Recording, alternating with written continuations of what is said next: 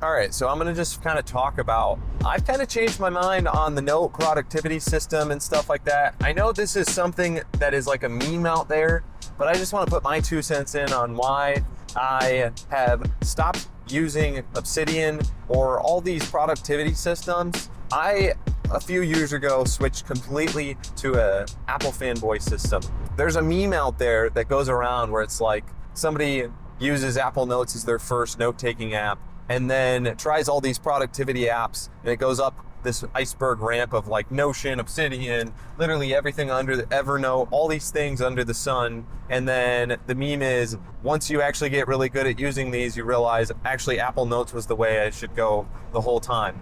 And I have found myself in this boat, and I really didn't expect myself to be there, because a year ago, I got onto the Notion kick, 2 years ago now actually, and I found it super duper useful, and I even got my Notion Essentials badge certification. But let me just tell you a little bit about my history with note-taking and how I use notes, and even how I've basically become an Apple fanboy and got to this point. And I'm going to give you some reasons why I think people go back to using the Apple Notes app over time, or whatever your favorite note-taking app is. But I just think that Apple Notes' app does 95% of what you need it to do, and that's just why it's useful. So let's flash back to when I was in college 7 or 8 years ago.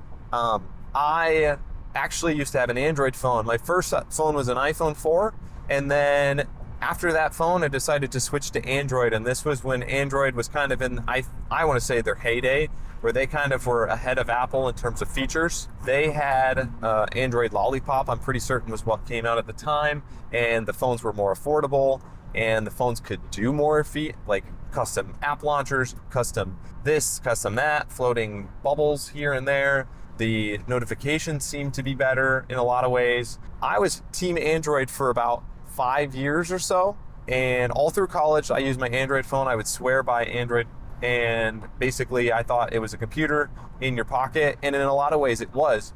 Because I was in the Android ecosystem and the Microsoft ecosystem because of school, I actually used Google Keep. Google Keep was my note-taking app of choice, and so I'd use that to take notes for basically everything. And to be honest, it got the job done. It wasn't that special. It just was a little colorful, and the nice thing I liked about it was I could take all my notes with me anywhere. When I started my professional career, I tried to use it as much as I could, but I did find myself using something like Notepad. Like when I was at a client site or something like that, wasn't connected to the Wi-Fi, I'd write something in there instead of a Word doc. I'd seen people use Word documents. I've seen people use default Windows Notes app. And then about 4 years ago, I actually made a big switch where I switched to an iPhone again because of things like just performance. Really the reason I switched back to an iPhone is because I was having a lot of problems with Android. I had a OnePlus 3T at the time with a lot of issues, and I just decided, I don't want to be doing troubleshooting on my phone. Also, I need it to do the core functionality of doing phone calls and answering text messages, and there's just way more, especially with iMessaging. Using iMessaging, having FaceTime were big things for me, and that's all the extra features with Android were cool, but not essentials like solid calling and solid messaging. So I switched back to the Apple ecosystem, but I was resistant to really dive into the Apple, the apps that they offer. So, for example, I installed Google, I installed Google Keep, I installed Drive, all the Google apps, and if you looked at my phone, it was mostly Google apps still. I was still in school at the time, so I definitely had like a Google Docs account. I was still working on collaborating in that way. As a creative individual, I had this draw to trying out a Mac as my device, but the problem is the barrier of entry was super expensive. Until 2020 came around, when the M1 MacBook Mini came out, and I could purchase it for about $700, which is way cheaper. That was cheaper than the MacBook Air at the time, which would probably be more like $1,000, and had more power, I would say, because I got 16 gigs of RAM or something like that. So I switched to Apple. I had a desktop, and then for work, I was still using Windows because as an IT person, most of the troubleshooting you do is on Windows devices, not Macs. But it was starting to crop up that there was Mac OS troubleshooting that I was doing quite frequently. Now that I owned a Mac, I was kind of the guy for Mac troubleshooting because not everybody knows how to troubleshoot it. And so I started really falling in love with the Mac OS ecosystem. So with Apple, I still was resistant to using Apple Notes. I don't know why, but I just kind of was like, I don't know if it's for me. It's also a lot of work to transfer all of your notes to an app like that. Around probably 2020, end of 2021, I found Notion, and I was like, this is an amazing application. And I actually was using it heavily for work. I was using it to kind of map out my clients and the tickets that I was working on in notes. And what I really loved about Notion was being able to drop in pictures, drop in files, like basically just anything could go. It was also really easy to format information, so it was digestible for me to reread over if I forgot how to do something. Loved it. However, one of the concerns that I had was the security piece of it. And Notion has burned me a few times because when I'm offline, it doesn't really have like the greatest offline mode. Whereas with Apple Notes or some other applications like Obsidian, for example, the whole appeal of Obsidian is the ability to manage and own your data. So you actually keep a copy of your data. So at some point, I've tried to go to Obsidian as my Notes app, and you know, the whole selling point is like, it's not just a Notes app, it's a markdown language.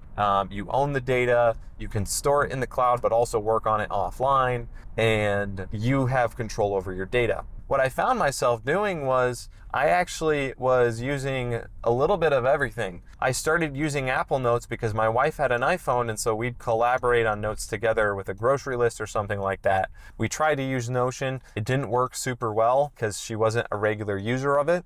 I would use Obsidian for my YouTube videos and research, and then I would try and use Notion as like my database for YouTube videos. And here's the thing that made me reconsider what note app I'm using and how important some of the features that I was trying to use were. When I got my iPad mini, I tried all the different notes apps. I got an Apple Pencil. I really wanted to use this as a digital notebook. However, what I noticed is all of these pen writing things are great, but most of the time when I'm writing notes in a notebook style fashion, they're not long-term notes. They're pretty short-term notes where it's like, I just need to reference something that I wrote down, but it's like chicken scratch. It's not supposed to be like an official document. Whereas when I was writing stuff in Notion, I was kind of making these more polished documents with like a heading, a good sentence, and then like subheadings and all that stuff. So one of the things I realized is if I just use the Apple Notes app and use the Apple Pencil, it's really easy to type stuff and write stuff in there and make it pretty. But then also it's really easy to like use the pencil and just write stuff in there. It works really great offline, eventually syncs to your iCloud account, and you just have it on everything. It just works really well. If I touch the pencil to the iPad mini on the screen, it will just pop open a quick note for me to write on. I just can go. Whereas with any other application like Obsidian or Notion, they don't really have any Apple Pencil support for, writing paper notebook style notes. You basically have to create an image and paste it in, and it just is a lot of work. It doesn't have great support, which is wild to me. I think that'd be like a core audience they're going for.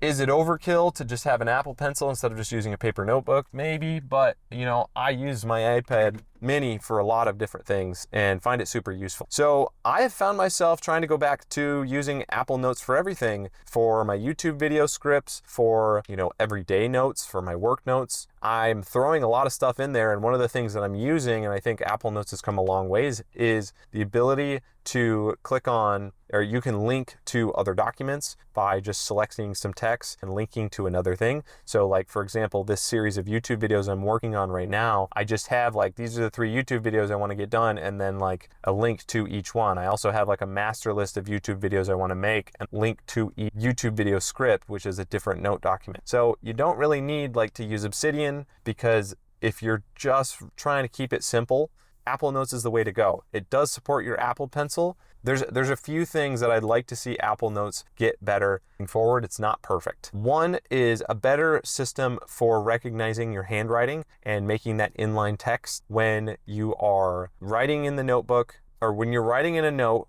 It's basically a separate section from where you type. So it doesn't have the greatest system for actually converting it to text. If you do want to take your notes in a document or something like that, you can like select all of it and then convert to text. I have seen an app called Nebo that does this way better than Apple Notes does. I'd love for Apple Notes to do a lot more of what Nebo is doing. One of the other things that I wish Apple Notes would do is if I have like a script for a YouTube video, I'd love to like be able to mark up the document. You can actually do this in Pages. You can't do this in Apple Notes, which kind of stinks. There's other little annoyances here and there that I have with Apple Notes. This I think is one of Apple's greatest products, and it's ironic because it's actually pretty simple compared to some of the other things that they made, but Apple Notes just seems to work really well. And I think this is one that they need to focus on, and kind of in the productivity world, so maybe having a better system for like inputting images or stuff like that. I know that's something I still really like about Notion, and I'm still using Notion quite a bit. So I'll use my Apple Notes for a lot of like personal stuff, and then I'll use Notion for work stuff or making documents or my website. But those are basically the two apps that I'm using. And yeah, Apple, if you ever do watch this, I don't think you will, but you know, I'd love to see Apple Notes keep getting pushed. Freeform, you could have some integration between the two. That would also be really cool, because I think both of those combined really are Apple's greatest tools for productivity, taking notes, and for keeping it simple, right? All right, well, thanks for listening to my TED Talk. Really appreciate you guys for sticking around if you made it this far along. Be sure to comment if you disagree with me, because I like to actually see feedback. Do you use Apple Notes or do you use something else? My Microsoft friends, what do you have to say about this? If you like this video, be sure to check out my video about why I chose the iPad mini over the Remarkable 2. But anyway, thanks for watching this video. Peace.